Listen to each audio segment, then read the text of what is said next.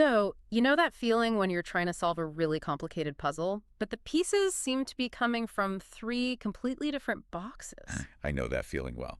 That's usually when I walk away and get a coffee. Exactly. But modern business leaders, they don't have that luxury. They can't just walk away. They are stuck in what we're calling the threefold challenge. It's sort of the ultimate puzzle.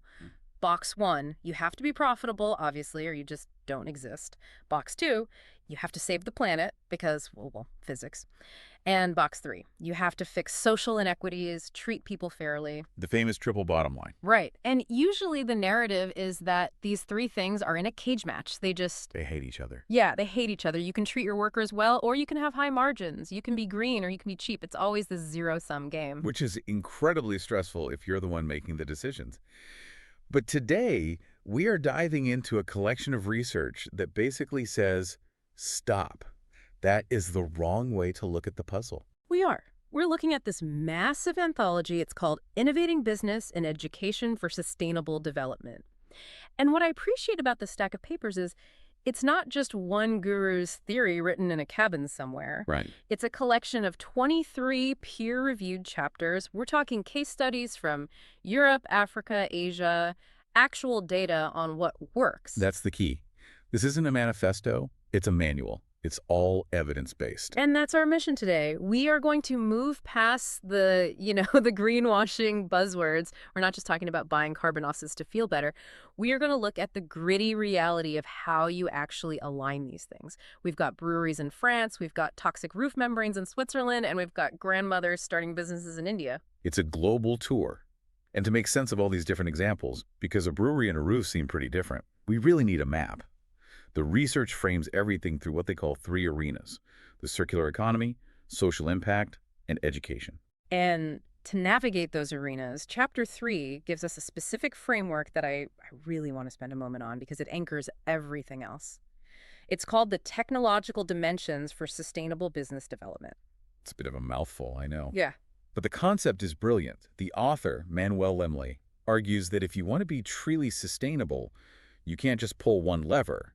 You have to pull three very specific ones: efficiency, sufficiency, and consistency. Okay, let's unpack those. Because efficiency sounds like something every MBA student learns on day one. It is. Yeah. And that's the trap. Efficiency is just doing more with less. It's quantitative. If I can make an engine that uses 10% less gas to go the same distance, that's efficiency.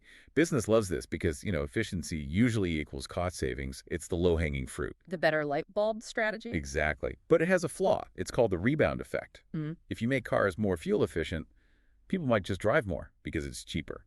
And you end up using the same amount of fuel anyway. Efficiency alone, it doesn't solve the problem. Which brings us to the second lever. And this is the one that sounds a lot scarier for a capitalist business model. Sufficiency. This is the uncomfortable one. Sufficiency isn't about doing the same thing better. It's about asking, do I need to do this at all? It's about self-limitation, about reducing the absolute demand. So instead of buying a more efficient car, you just, don't buy a car? You join a car share. Or you design a city where you don't need one. Or, in the context of the construction industry examples in the book, instead of building a massive energy-efficient mansion, you build a smaller, adaptable apartment, something that fits your actual needs without the excess. It's a shift in consumption. That is a hard sell if your business model relies on selling more square footage or more cars. It feels anti-growth. It challenges the definition of growth, certainly. It prioritizes enoughness over moreness. But then you have the third lever, which is where the real magic happens: consistency. This was the one that finally made the circular economy click for me. Yes, consistency is a qualitative change. It means reconciling your technology with the natural world. In nature, there is no waste. A fallen leaf isn't trash, it's fertilizer. Consistency means designing industrial systems that mimic that loop. So not just recycling. No, it's designing so that the output of one process is the input for another. So to recap, efficiency is do things better. Sufficiency is do less. And consistency is do things differently. Spot on. And the source material emphasizes that in the modern world, you have to wrap all three of these in digitalization. You need data, AI, digital twins to manage this complexity. You can't run a circular economy on a notepad. And the book gives a great example of how these three interplay in construction. Right. If you apply this to a building, efficiency is better insulation. You burn less gas heating it. Great. Ah, Sufficiency is designing the building to be shared or smaller, reducing the material demand upfront. and consistency. Consistency is urban mining. I love that term. It sounds so sci-fi, but it makes perfect sense. It's a very cool concept. It treats the city itself as a mine. When you tear down an old office block, you don't send the concrete to a landfill. You process that concrete, extract the aggregate, and use it to build the next foundation. You keep the materials in the technical loop. You're not taking anything new from the earth. You're just rearranging what's already there. Which brings us perfectly to our first deep dive into the real world. Let's talk about beer. I knew you were eager to get to this part. Well, chapter 4 takes us into the brewing industry, and honestly, before reading this, I didn't realize how wasteful beer production actually is. It feels so natural, grains, water, yeast, but it's a classic linear take-make-waste process. It is. Tremendous amount of water and energy. But the biggest headache is the solid waste. It's called brewer's spent grain, or BSG. And there's a lot of it. Tons. It's about 20% of the brewery's total output, but it makes up 85% of their byproducts. And having seen this stuff, it's not pleasant. It's wet, it's heavy, it smells, and it starts rotting really fast because of all the moisture. Exactly. Historically, if you were lucky, a local farmer might take it for cattle feed. If you weren't lucky, you paid to dump it in a landfill. There's a liability on the balance sheet, a cost. But the source highlights how companies are flipping that script. They mention a specific initiative by Heineken in France called Project Circle. And this isn't just, let's be nice to the environment. This is hardcore chemical engineering. It is. This is a textbook example of that consistency strategy. Heineken didn't just want to dispose of the grain. They wanted to upcycle it. They partnered with a research group to develop a mechanical, solvent-free process to separate the proteins and fibers. I want to pause on solvent-free. Why does the text make a big deal about that? Because of where the product ends up. If you use harsh chemical solvents to extract protein, you denature it. You limit what you can do with it. It might not be safe for food or high-end applications.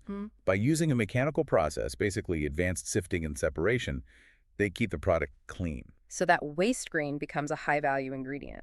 Exactly. They can sell the protein isolate to food companies Yeah. for plant-based meat alternatives maybe, or nutritional supplements. They turn a cost center into a revenue stream. They're mining their own trash. And the environmental impact. Huge. At just that one site in Mozambique, they estimated a savings of 20,000 tons of CO2 equivalent annually. That is not a rounding error. That's a huge chunk of their carbon footprint gone just by closing the loop. The source also mentions Cronenberg. They're doing something similar, but on a massive scale. Yes, they repurposed 76,000 tons of spent grain for animal feed, but they also took 9,000 tons of spent yeast and sent it to the food industry. Spent yeast. Oh yeah, it's rich in B vitamins and flavor. It's often used in things like spreads, think Marmite or savory flavorings. It's what we call industrial symbiosis. Yeah. One factory's trash becomes another factory's treasure. But here's the thing. Heineken and Cronenberg are giants. They have R&D budgets that could fund a small country. What really impressed me was the section on the Brazilian craft breweries. I loved that part. It shows you don't need to be a multinational corporation to be circular. Right. These are small, local operations in southern Brazil. How do they manage the logistics? They formed cooperatives. Individually, one craft brewery doesn't produce enough waste to make it worth a truck coming to pick it up. But if 10 of them pool their resources, suddenly they have scale. They collect the waste, sort it, and they're sending byproducts to local bakeries to make bread and cookies. Beer cookies. Now that is innovation I can get behind. It really is. But the key takeaway here, which the source emphasizes, is the distinction between two types of loops.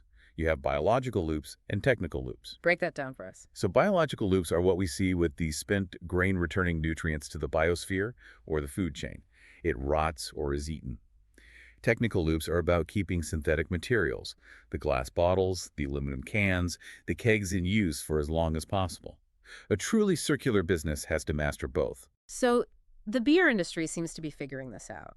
The waste is organic, it has value, the loops are closing, but then the source material pivots, and it feels like we hit a brick wall. We move from the tasty world of beer to the very unsexy world of plastic roof membranes. Chapter 5. This felt like a cold splash of reality. We have these plastic sheets on industrial roofs.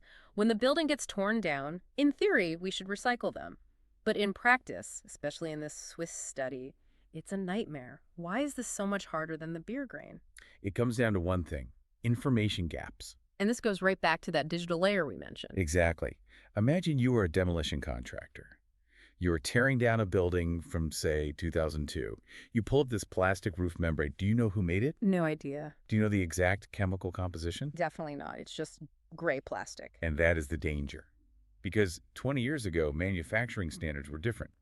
That plastic might contain PVC additives, heavy metals, plasticizers that are now banned or considered toxic. So if I'm the recycler and I take your mystery plastic and mix it into a batch of new clean plastic. You contaminate the whole stream. You ruin the batch. Yeah. It's like pouring a cup of sour milk into a fresh gallon.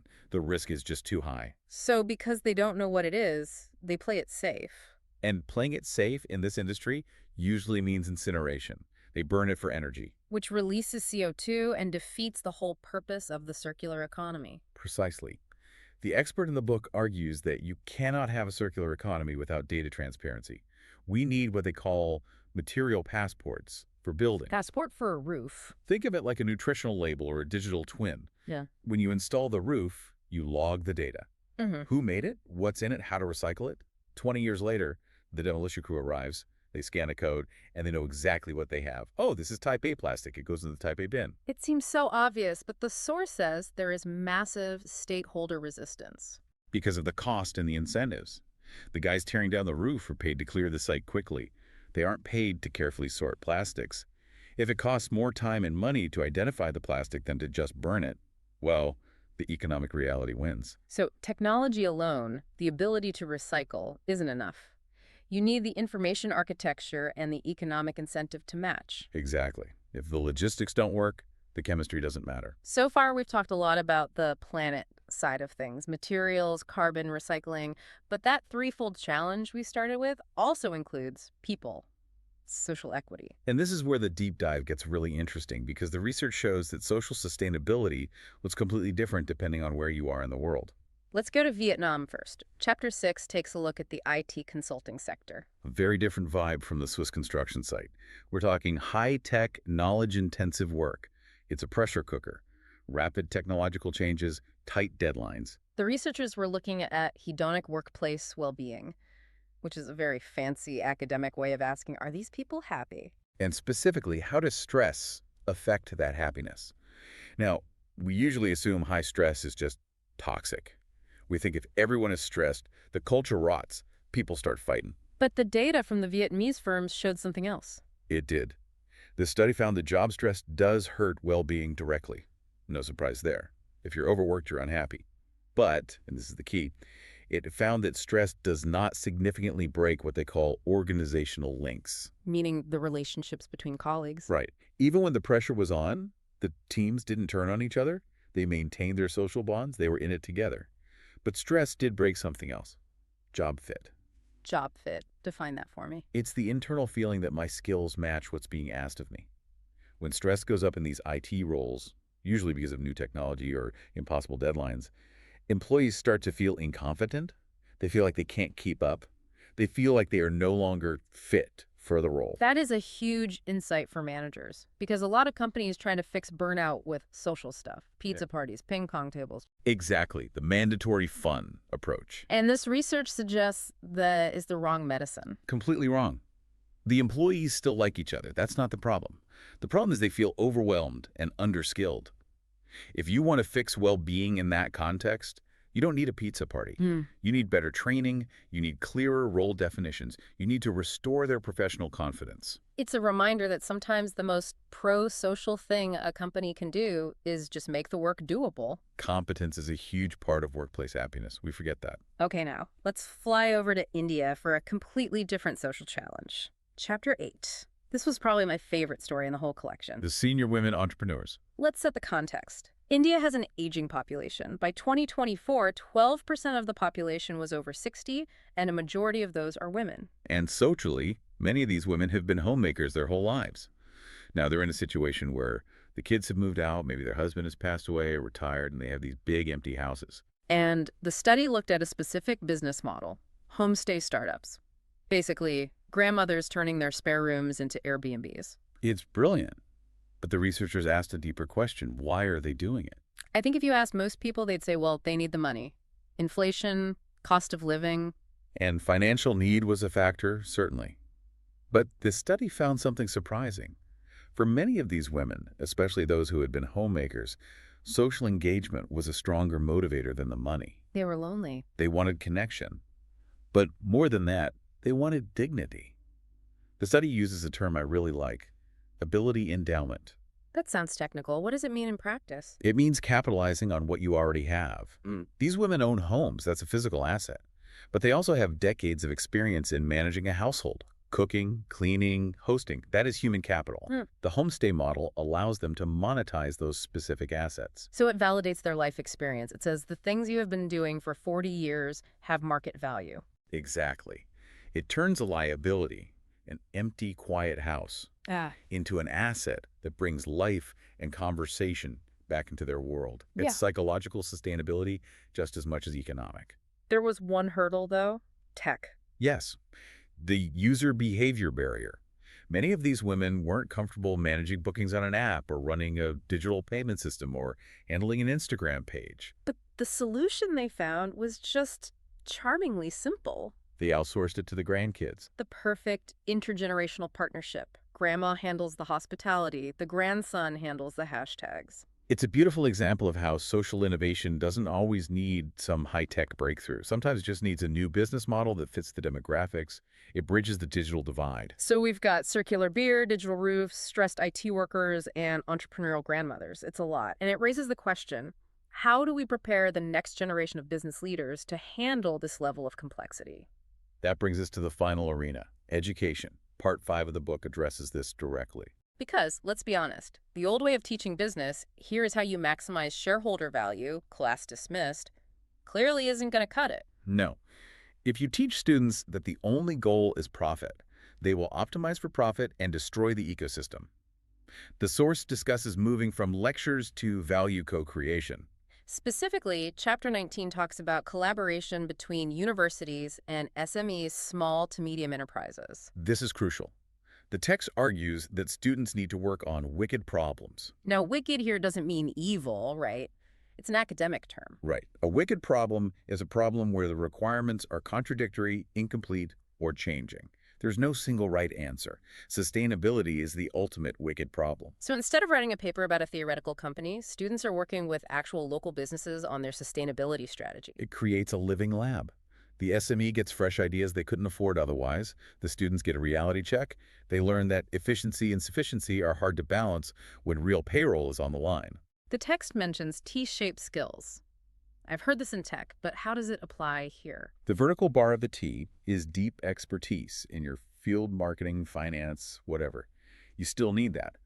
But the horizontal bar is the ability to collaborate across disciplines. So the business student needs to understand enough engineering to talk to the person designing the circular roof membrane. And the engineer needs to understand enough sociology to design for the grandmother running the homestay. That cross-pollination seems to be the theme of the entire book. You can't stay in your silo. You really can't. If you stay in your silo, you end up with a roof you can't recycle, or a workplace where everyone is burning out. So let's bring this all together. We started with that framework from the beginning. Efficiency, sufficiency, consistency. And we saw how they play out. Consistency requires innovation, like the solvent-free protein separation in the breweries. You have to redesign the process. But we also saw that circularity fails without data. If you don't know what's in the roof membrane, you can't close the loop. That's the digital layer. And we saw that social impact isn't one size fits all. In Vietnam, it was about professional confidence and job fit. In India, it was about social connection and leveraging existing assets. Looking at all these chapters together, what's the one thing that sticks with you? The one challenge that, keeps you up at night? We talked about those 3 levers. Business is really good at efficiency. We love doing more with less because it saves money. We are getting better at consistency. Circular economy is becoming a buzzword, and companies like Heineken are proving it pays off. God. But the third one, sufficiency. That is the hardest challenge, and that's the thought I want to leave with the listener. Go on. Can a modern business model survive based on sufficiency? Can you build a profitable company whose core value proposition is helping your customers consume less? Not just consuming green products, but actually consuming less stuff. That is the ultimate question. It goes against the grain of everything we're taught about growth. GDP is based on consumption. Stock prices are based on growth. It is. But looking at the construction examples, smaller adaptable buildings or the homestay model, Yeah. using what you already have instead of building new hotels, Mhm. it suggests that it is possible. But it requires a complete reimagining of what value actually means. Redefining value. It's not just about doing things right. It's about doing the right things. Exactly. If we can solve the sufficiency puzzle, the rest just falls into place. Well, this has been a journey. From the protein in the beer, to the plastics in the roof, to the psychology of the workplace. Thank you so much for guiding us through this deep dive. Always happy to ruin a casual beer with supply chain analysis. It's a service you provide. And to you, listening, thanks for being here. Next time you look at a building or sip a drink or think about your own job stress, maybe you'll see the invisible threads connecting it all. We'll catch you on the next deep dive.